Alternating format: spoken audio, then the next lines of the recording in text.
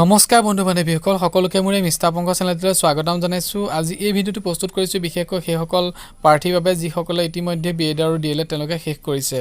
তেওঁলোকে বহুজনে মোক ফোন কৰি সুধি আছে যে শিক্ষক নিযুক্তি প্ৰক্ৰিয়া পুনৰ হ'বনে নহয়, পুনৰ টেট পৰীক্ষা হ'বনে নহয়। সেয়েহে মই আপোনালোকক জনাবৰ বাবে ভিডিঅ'টো প্ৰস্তুত কৰিছোঁ। আপোনালোকে ভিডিঅ'টো শেষলৈকে চাওক, নিশ্চয় আপোনালোকে জানিব পাৰিব।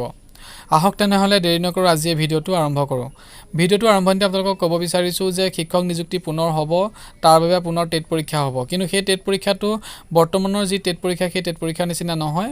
সেই টেট পৰীক্ষাত কিছু নিয়মৰ সাল সলনি হ'ব, যিহেতু ইতিমধ্যে আমাৰ মাননীয় শিক্ষামন্ত্ৰী অনুজ পেগু ডাঙৰীয়াই তেখেতে সংবাদ মাধ্যমৰ যোগেদি জনাইছে যে আগত যিহেতু নম্বৰ ভিত্তিত শিক্ষক নিযুক্তি প্ৰদান কৰা হৈছিল, কিন্তু যি তেওঁলোকে সিদ্ধান্ত গ্ৰহণ কৰিছে সেই সিদ্ধান্ত অনুসৰি আগন্তুক শিক্ষক নিযুক্তিত তেওঁলোকে মাথো এটা পোনপটীয়া পৰীক্ষা পাতিব। সেই পৰীক্ষাত যিসকল প্ৰাৰ্থীয়ে সফলভাৱে উত্তীৰ্ণ হ'ব তেওঁলোকক পোনপটীয়াকৈ নিযুক্তি প্ৰদান কৰা হ'ব। যথেষ্ট ভাল খবৰ।